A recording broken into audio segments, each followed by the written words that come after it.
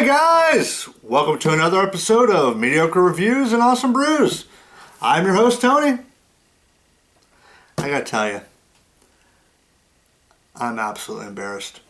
What I thought was a zombie apocalypse was actually a bunch of potheads with the munchies. I mean, everything makes so much sense now. I mean, I'd see them running down the street chasing the ice cream truck. I see them picking up, scraps of food and like potato chips off the ground and stuff. Weird. And the reason why we didn't have running water, forgot to pay the water bill. It just completely slipped my wife's mind. Weird. Good thing I was on vacation for 3 weeks there. I mean, wouldn't have a job. It was weird because I had accrued so much vacation time. They essentially forced me to take a vacation, or because they were not allowed to lose vacation time. But I mean, when are we ever able to take vacation time? There's so much work to be done. And to be honest with you, I'd rather work and just cash out my vacation hours, but they won't let you do that. So the great news is, well, the water's back on, and after 20 days, things were getting a little ripe around here, say the least. So, freshly showered, and I ran out to the beer store, did a beer run. I picked up Great Divide's Old Ruffian Barleywine, along with several dozen other, hopefully, awesome brews. This thing comes in at 10.2% ABV and 90 IBUs. Says Old Ruffian is a hefty, hop-forward barley wine style ale, seemingly mellow at the start with subtle fruit aromas and complex caramel sweetness. It quickly becomes aggressive with its bold hop flavors and huge hop bitterness. Ultimately, the big body, succulent sweetness, and massive hop character come together to work wonders on your palate. Sounds pretty awesome. It says hefty and hoppy. Bronze medal, Great American Beer Fest 2009. Gold medal, same festival 2006. And then bronze medal, same fest 2005. Suggested food pairings: grilled pork tenderloin, Stilton blue cheese served with walnuts and dried figs, and caramel cheesecake. Wow, that sounds pretty awesome. Really don't know what the vintage is on this, when it was made. There's no date, and Great Divide's usually good about dating their bottles, even the 12 ouncers. Oh well, let's go ahead and get into it, see what we got. Ding dong foil on the cap. You know what? I think I could just tear through it with the opener, maybe. Sure can. All right. Ooh, fairly clean off. No scraps or bits falling anywhere, so none of the beer, hopefully. Go ahead and take the rest of the neck off. Here we go. Oh, wow. Absolutely beautiful. Absolutely beautiful color.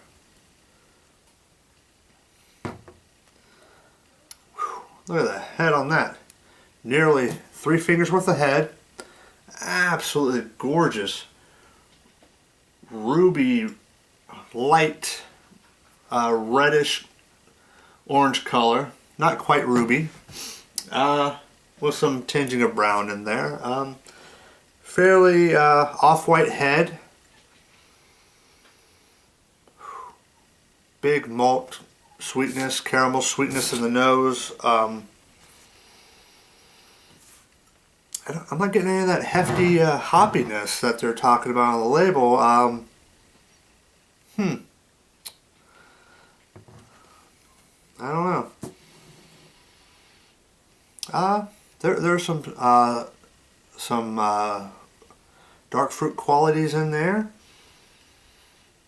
Almost like candied figs, maybe. not really getting a lot of hops. I mean, there's a little bit in the nose there. Maybe the huge head might be holding all that in. Let's go ahead and taste it. Cheers.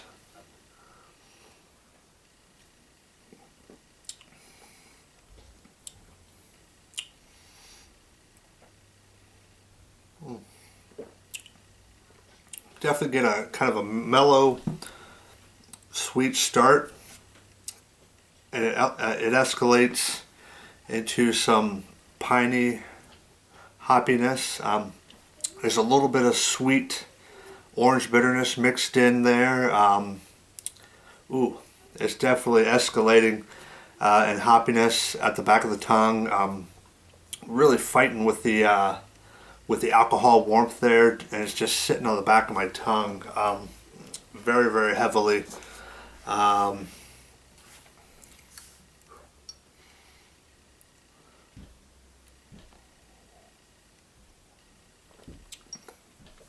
Although the overall mouthfeel of it is on the medium light side, not too horribly thick whatsoever.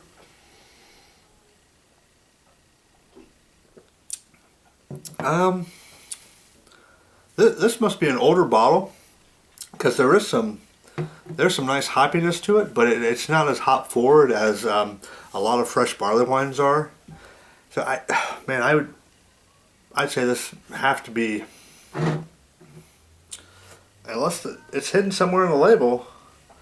I'm thinking this must be a misprint, and the date didn't hit the label properly, because I don't see anything, any labeling or date on the neck of the bottle. If it's not on the label, you can usually get a date code around the shoulder here, where it just starts to get wider. I don't see any of that.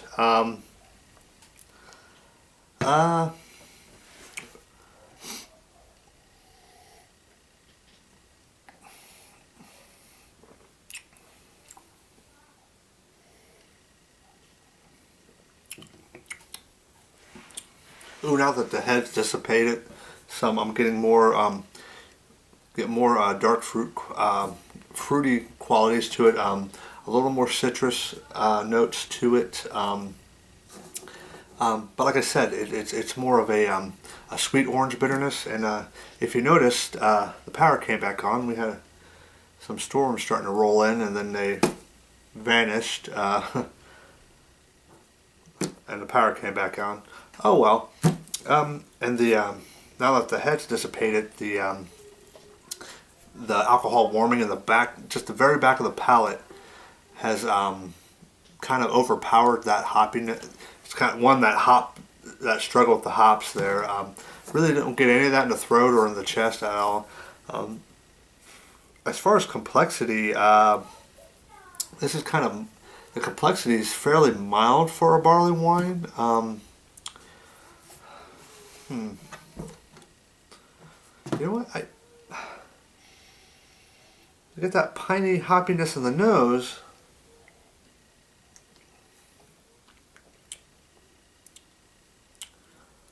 And it's non-existent. Well, there may be maybe there is very, very, very slight hints of it in the taste, but that orange, that sweet bitter orange, or a sweet orange bitterness, has really come up to overpower that pininess. But in the nose, the pininess is in the forefront a little bit there, and you get that sweet orange bitterness as kind of a side note to that. You know what? Give me a few minutes. Let this warm up some. I mean, it's only been sitting here for maybe 20 minutes or so. Because I actually only did about a 3-hour chill on it. So, because I was really excited about my run to the beer store. I should have videoed it. I might do that later on, minus the old Ruffian. So let me get back to you. Okay, guys, I'm back. I've been letting this warm up for about 40 minutes or so, and like I said, It had already been sitting there for 15-20 minutes, and I only did about a 3-hour chill on it. Let's go ahead and get a nose on it. Yeah, there's definitely a lot more citrus coming through now in the nose.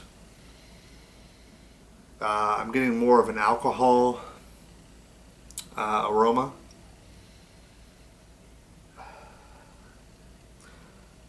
Honestly, I'm not really getting that caramel sweetness that I originally got. Let's go ahead and get a taste on it. Cheers.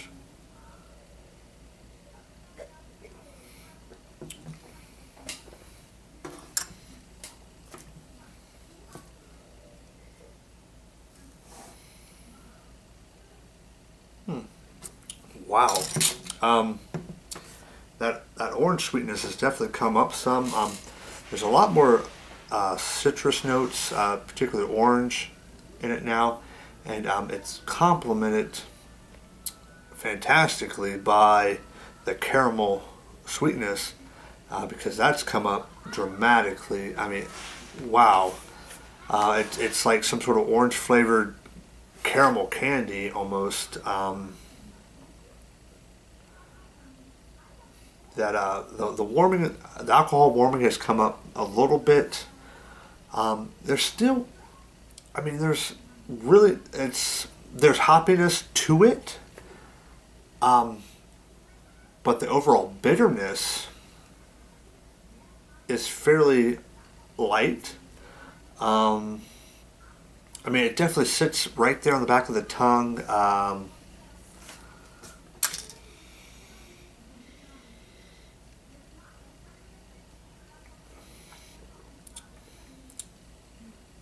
But I mean that alcohol warming is still smacking that hoppy bitterness around back there.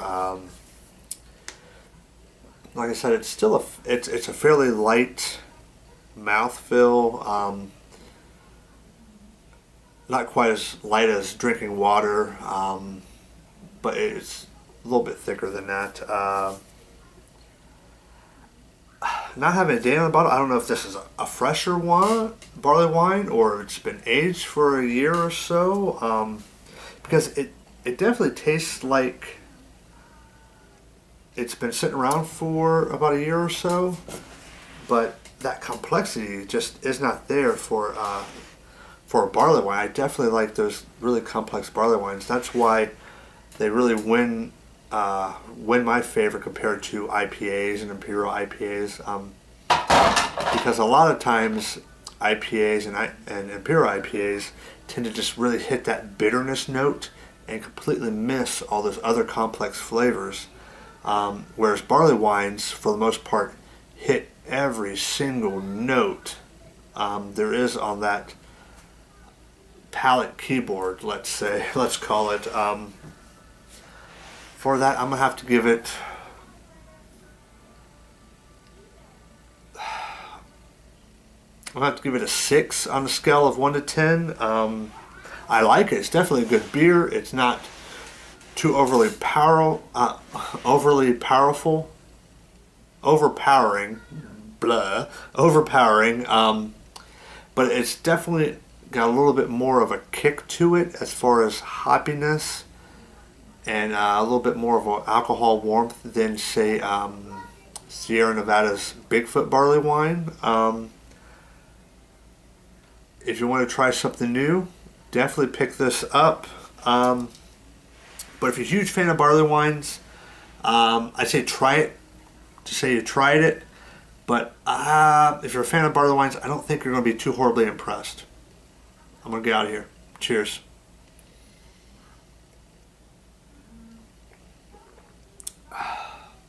One more for you.